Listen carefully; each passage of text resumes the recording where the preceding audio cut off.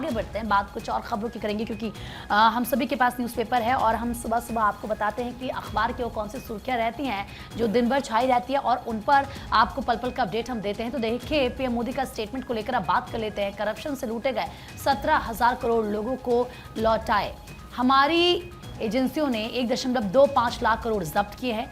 जब्त की गई राशि भी लौटाई जा सकती है। प्रधानमंत्री नरेंद्र मोदी की तरफ से ये बड़ी बात कही गई और ये उन्होंने तब कहा क्योंकि आप देखिए जिस तरीके से भ्रष्टाचार पर लगाम लगाई है उसको लेकर बड़ी बातें उन्होंने कही है। करप्शन में लूटे गए 17,000 करोड़ रुपए विक्टिम्स को लौटा दिए हैं। साथ ही उन्होंने ये भी कहा कि मैं सलाह ले रहा हूं कि लोगों से लूटा गया धन उन्हें कैसे लौटाया जा सकता है। उन्होंने कहा कि हमारी एजेंसियों ने कम से कम 1,25,000 करोड़ रुपए जब्त किए हैं। इसके अलावा हम टीवी पर ही देखते हैं कि रुपयों के कई ढेर लगे हैं जो गरीबों और मिडिल क्लास लोगों से लूटे गए हैं।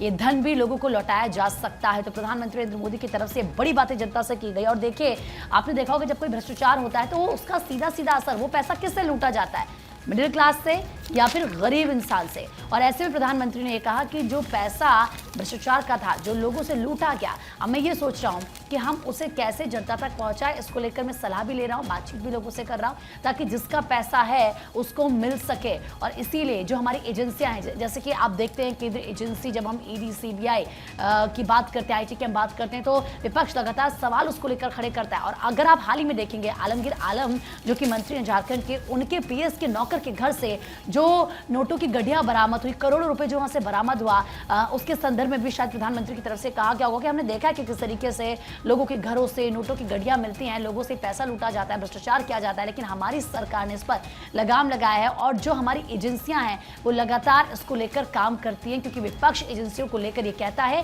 कि केंद्र सरकार एजेंसियों का दुरुपयोग करती है, उन पर दबाव बनाया जाता है, उनको परेशान किया जाता है। लेकिन एजेंसियों का असली मकसद भ्रष्टाचार पर लगाम लगाना और जो इस तरह के करप्शन का खेल चल रहा है उसको कैसे रोका जाए, इसको लेकर लगातार काम करती है। तो करप्शन से लूटे गए 17,000 करोड़ लोगों को लौटाए हैं, ये बड़ी बात प्रधानमंत्री नरेंद्र मोदी की तरफ से स्टेटमेंट में कही गई।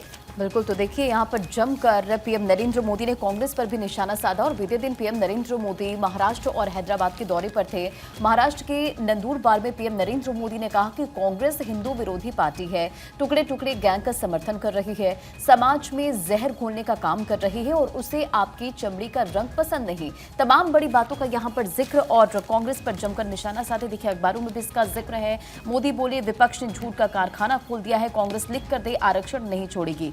दरअसल उत्तर महाराष्ट्र के नंदुरबार में भाजपा प्रत्याशी हिना गावित के समर्थन में पीएम नरेंद्र मोदी रैली कर रहे थे और रैली करते हुए उन्होंने कहा कि एक तरफ कांग्रेस है जो कहती है कि मोदी तेरी कब्र खुदेगी और दूसरी तरफ ये नकली शिवसेना उद्धव गुट है जो मुझे मारने की बात करती है, मुझे अपशब्द कहते हैं, ये लोग तुष्टीकरण का पूरा ध्यान रखते हैं। साथ ही साथ उन्होंने कहा है कि बाला साहब ठाकरे को कितना दुख होता होगा, उनको मैंने करीब से देखा है। अब तो नकली शिवसेना वाले बम धमाके के दोषी को भी अपने प्रचार में लेने लगे हैं। साथ ही साथ देखिए, कांग्रेस पर निशाना साधते हुए उन्होंने कहा, पीएम नरेंद्र मोदी ने कहा कि कांग्रेस धर्म के आधार पर आरक्षण लागू करना चाहती है जो संविधान के खिलाफ है और मैं कांग्रेस को चुनौती देता हूं कि वह लिखित में दे कि वह SC/ST कोटा समाप्त नहीं करेगी और इसे मुसलमानों को नहीं देगी। पर कांग्रेस जवाब नहीं दे रही है। मैं जब तक जीवित हूं इनका आरक्षण मुसलमानों को देने नहीं दूंगा। तो तमाम बड़ी बातों का जिक्र अपने संबोधन में, अपनी रैली के दौरान पीएम नरेंद्र मोदी ने कहा, विपक्ष पर जमकर निशाना साधा। साथ ही साथ